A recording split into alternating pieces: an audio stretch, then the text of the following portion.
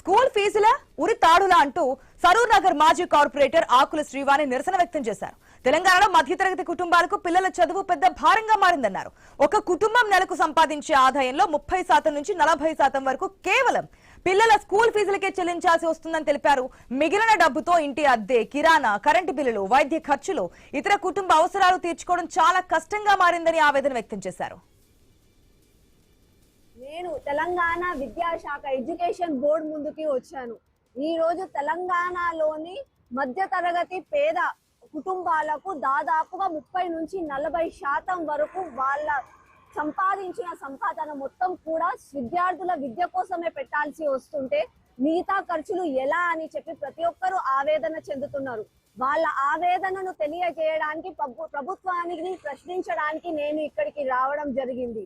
ముఖ్యమంత్రి రేవంత్ రెడ్డి గారు, మీరు నిర్మించాలని అనుకుంటున్న ఫ్యూచర్ సిటీలో పిల్లలు బాగుండాలి, భవిష్యత్తు దాన్ని కాపాడాలి అని అంటే పిల్లలకు నాణ్యమైన చదువు అందించడం మీ బాధ్యత.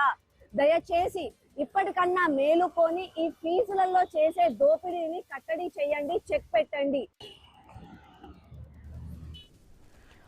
పిల్లలను మంచి చదువులు చదివించాలనే తపనతో కొందరు అప్పులు చేస్తున్నారని ఆకుల శ్రీవాణి తెలిపారు. మరికొందరు జీవితకాలం కూడబెట్టుకున్న పొదుపును ఖర్చు చేస్తున్నారని వెల్లడించారు.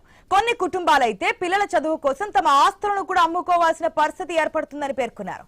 కార్పొరేట్ స్కూళ్లు ప్రతి సంవత్సరం ఇష్టం వచ్చినట్లుగా ఫీజులను పెంచుకుంటూ పోతున్నాయని ఆకుల శ్రీవాణి ఆరోపించారు. ప్రభుత్వం ఈ విషయంలో కఠినమైన నియంత్రణ చర్యలు తీసుకోవడంలో విఫలమైందని విమర్శించారు.